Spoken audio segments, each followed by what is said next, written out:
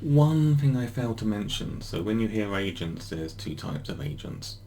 There's the agents that you've just seen, and there can be multiple agents inside of a single workflow.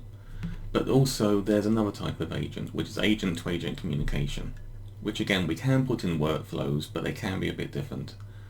What we do there is we can specify a number of roles.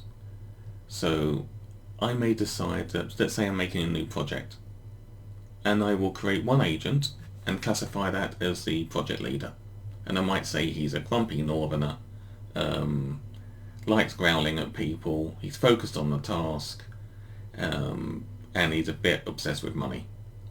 Then I might say there's a blue sky thinking person, and that person comes out with weird and wacky ideas, and they will choose things that most other people will not take.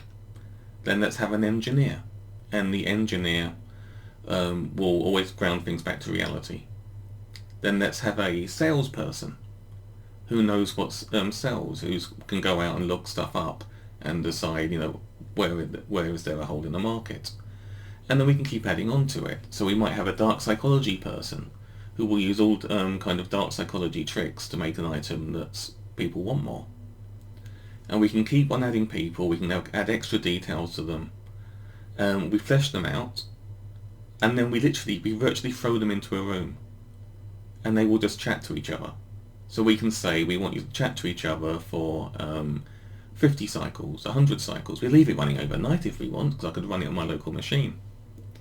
And we ask you just to come up with ideas. And it will go off, and they will talk to each other. So it's not in a round robin way, but one will speak, then another one will decide to speak, and they will work on ideas, they will work on solutions. And this works far, far better than you can imagine. I was hoping to find my old program that I had doing this, but I just couldn't find it on the machine. It's probably on my old machine. But it does mean that you give each one a speciality. You say, like, this one's got a PhD in this subject, this one's got a PhD in that. This person has 30 years in sales and knows all the tricks.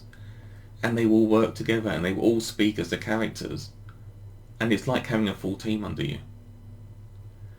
And so the main bit is you can walk off one night, come back the following morning, and you'll have some absolutely wonderful ideas. And if you give them extra features as well, which you can do via the API, I could say that it could go and look up statistics. It could go and do some research.